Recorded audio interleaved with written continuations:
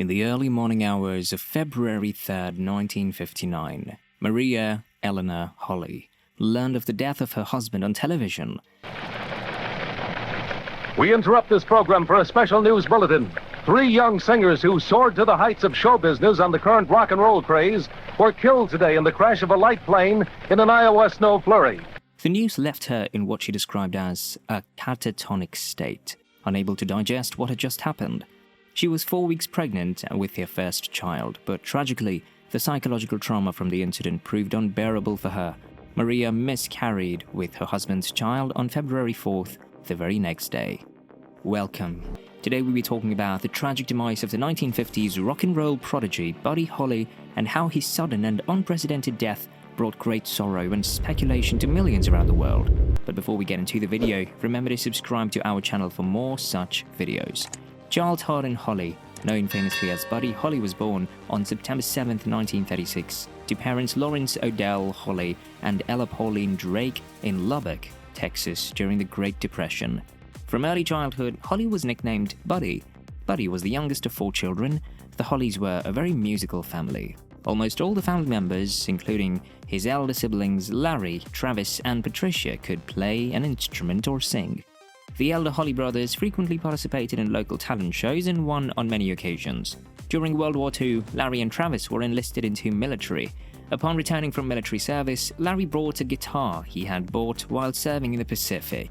At 11 years old, Buddy took piano lessons at his mother's urging, but his interest lay in playing the guitar. He quit his piano lessons and insisted he wanted a guitar like his brothers. His parents purchased him an acoustic guitar and he learned how to play it from Travis. Little did the music prodigy know that he'd found his lifetime's forte, which would take him places unimaginable. Buddy attended Roscoe Wilton Elementary School, where he became acquainted with Bob Montgomery. The two became close friends and soon started to play together. In 1953, at age 17, the duo, billed as Buddy and Bob, started performing on the Sunday Party show on KDAV, an American radio station licensed to serve the locals of Lubbock. They performed live gigs in Lubbock as well. As time went on, Buddy's composition changed gradually. He modified his music by blending his earlier country and western influence with rhythm and blues. In 1955, at 19 years old, Holly saw Elvis Presley perform live in Lubbock. The concert was booked by Pappy Dave Stone of KDAV, who, upon the insistence of Buddy, set him up with Presley. He got the opportunity to open for Presley 3 times that year in Lubbock, at the Fair Park Coliseum in February, at the Cotton Club in April, and again at the Coliseum in June. After graduating from Lubbock High School, Buddy decided to pursue a full-time music career. By then, he had assembled his band, including stand-up bassist Larry Welburn and Allison on drums. Presley had a revolutionary approach towards music, which Buddy fiercely admired and wanted to adapt. He switched his interests from his traditional country and western to rock and roll. One of his band members said, "When Elvis came along, Buddy fell in love with him, and we began to change. The next day, we became Elvis clones."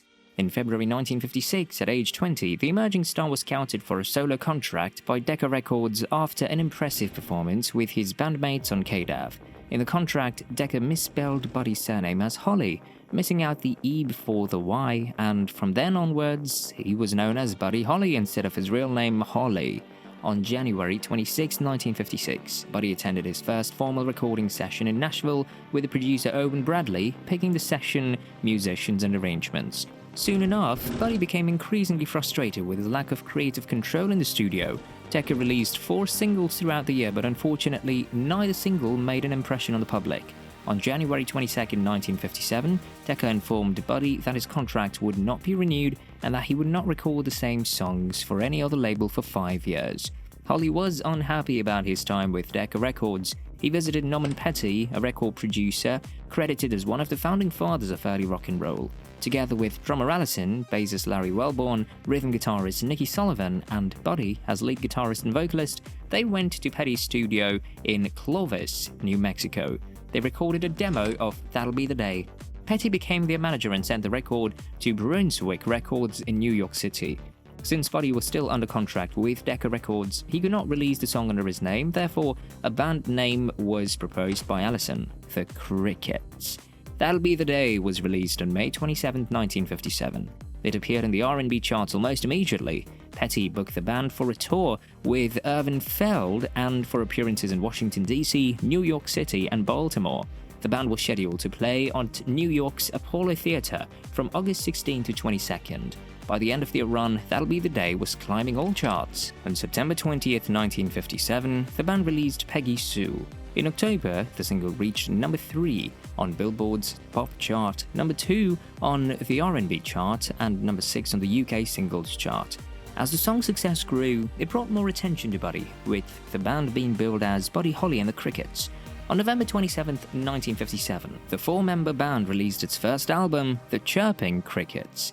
It climbed to number 5 on the UK albums chart. In October, Brunswick Record released the band's second single, Oh Boy. The single rose to number 13 and number 10 on the R&B and pop charts respectively.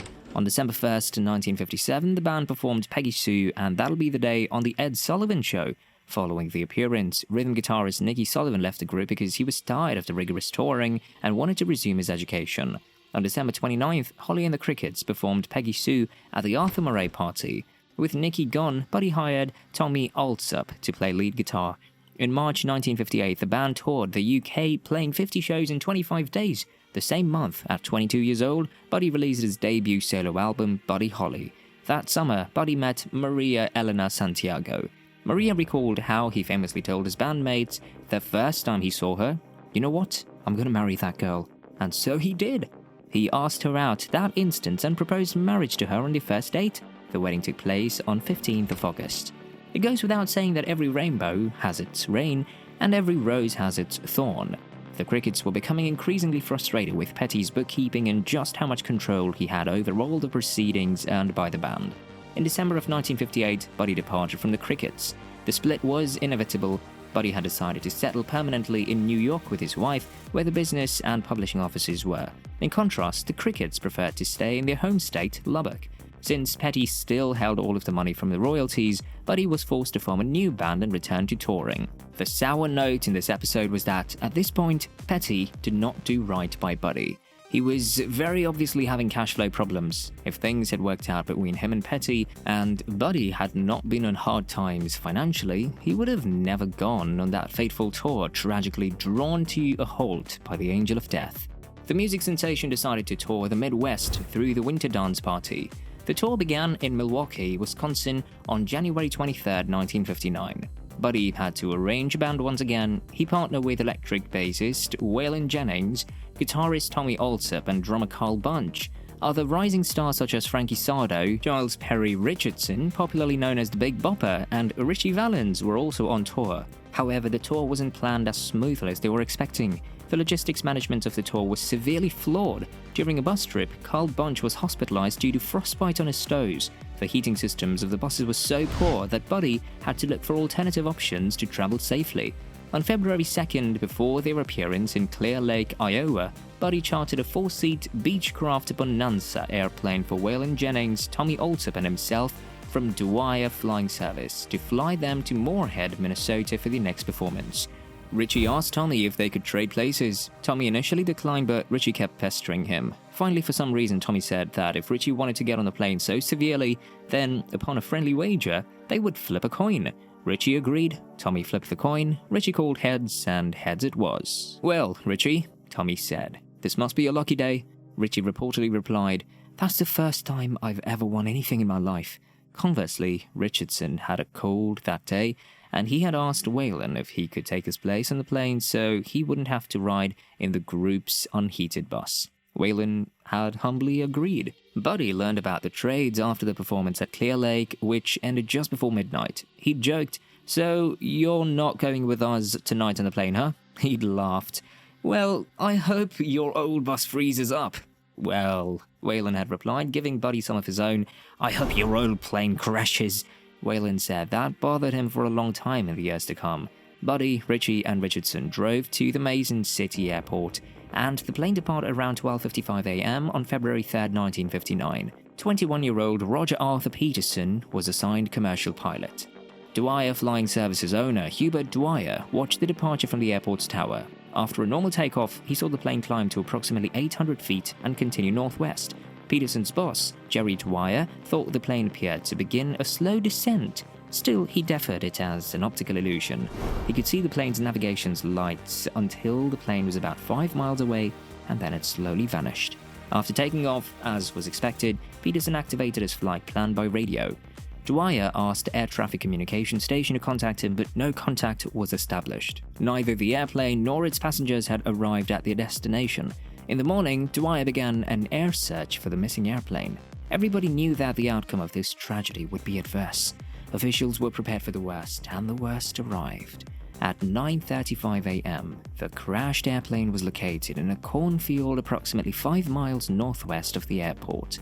The airplane was demolished and all 4 occupants were dead.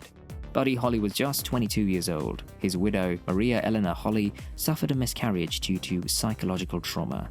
His mother, who heard the first reports of his death on the radio in Lubbock, Texas, screamed and collapsed.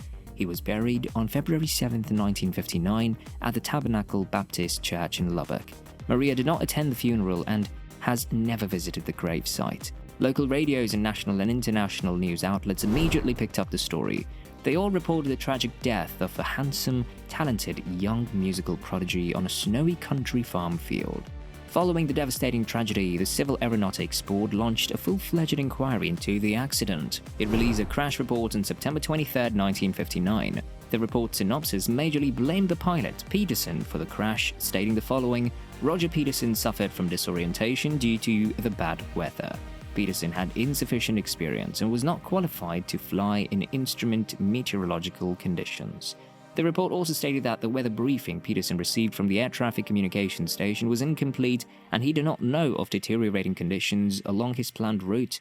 Peterson had also failed to check ride for his instrument rating 9 months previously. He took off in inclement weather, and for a pilot not certified for non-visual flying, that could be a problem. Another potential point of confusion was that on the Beechcraft Bonanza, the autogyro, which indicates the aircraft's pitch, worked opposite to the planes that Roger was familiar with. It was a pitch-black night, and we can surmise that Peterson had trouble orienting himself and may have resorted to using the autogyro. About 4 miles north of the airport, Peterson encountered a snow shower. This would have masked that he was actually descending instead of gaining altitude. Realizing he could not see where he was going, Peterson turned on his landing lights. Soon enough, the plane clipped its right wing on the ground and smashed into the field at 165 miles per hour. 500 feet later, it came to a halt, a balled-up mess of metal resting next to a barbed wire fence. Buddy, Ritchie, and Richardson had all been thrown from the plane, whereas Peterson's body was found wedged in the plane. Richardson's body was found approximately 100 feet beyond the wreckage across the fence line and into the next cornfield.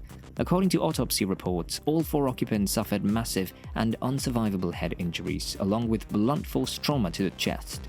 Ritchie and Richardson were disfigured beyond recognition, and their facial features were not identifiable. Many years later, María Elena Holly finally opened up to the public. She said in an interview she gave, "I'd kept telling him, don't take small planes.